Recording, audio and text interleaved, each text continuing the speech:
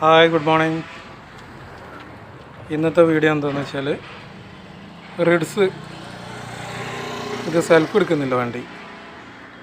അപ്പോൾ നമ്മൾ ബാറ്ററിയൊക്കെ ഒന്ന് ചെക്ക് ചെയ്യുക, എന്നിട്ട് എന്താ കംപ്ലൈൻറ്റ് എന്നൊന്ന് നോക്കാം. അപ്പോൾ ബാറ്ററി ഒന്ന് ചെക്ക് ചെയ്താൽ നമുക്ക് കറക്റ്റ് എത്ര ആംപെയർ ഉണ്ട് എന്നുള്ള അറിയാൻ പറ്റും.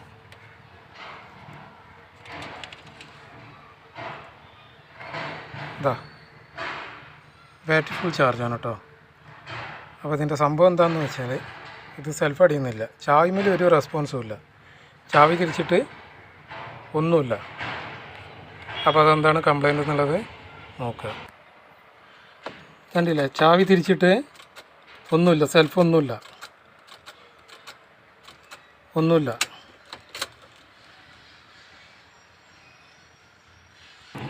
അപ്പോൾ ഇതിൻ്റെ സെൽഫ് മോട്ടർ കംപ്ലൈൻ്റ് ആണ്.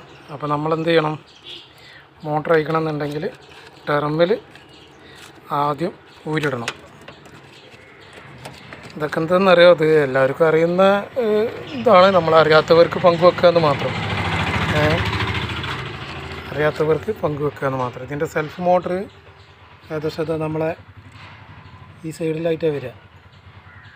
അതിന് നമ്മൾ വണ്ടി ഈ വീല് ജാക്കി വെച്ച് പൊന്തിക്കണം. ഈ ജാക്കി വെച്ച് പൊന്തിച്ചിട്ട് ഈ വീല് ജാക്കി വെച്ച് പൊന്തിക്കണം റൈറ്റ് സൈഡിൽ.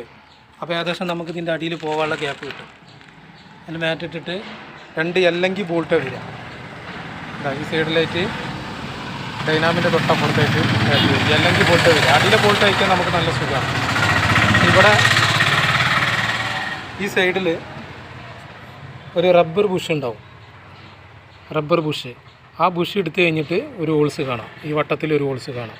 ആ ഹോൾസിൻ്റെ ഉള്ളിലാണ് നമ്മൾ അല്ലെങ്കിൽ ബോൾട്ട് വരുന്നത്. അപ്പോൾ നമ്മൾ അത് ശ്രദ്ധിച്ച് അയക്കണം. ആ അല്ലെങ്കിൽ അയക്കുമ്പോൾ നമ്മളെ ഉള്ളോട്ട് ഗിയർ ബോക്സിൻ്റെ ഉള്ളിൽ പോകരുത്. ക്ലച്ചിൻ്റെ ഒക്കെ ആ ഭാഗത്തേക്ക് പോയി കഴിഞ്ഞാൽ അത് റിസ്ക് ആവും. അപ്പോൾ അത് ശ്രദ്ധിക്കണം. അപ്പോൾ അതിനെന്ത് ചെയ്താൽ മതി എന്ന് വെച്ചാൽ, അപ്പോൾ നമ്മൾ സെൽഫ് മോട്ടർ അയക്കണം എന്നുണ്ടെങ്കിൽ ആദ്യം എന്ത് ചെയ്യണം, ഈ ബോൾട്ടൊക്കെ അയച്ചെടുക്കണം.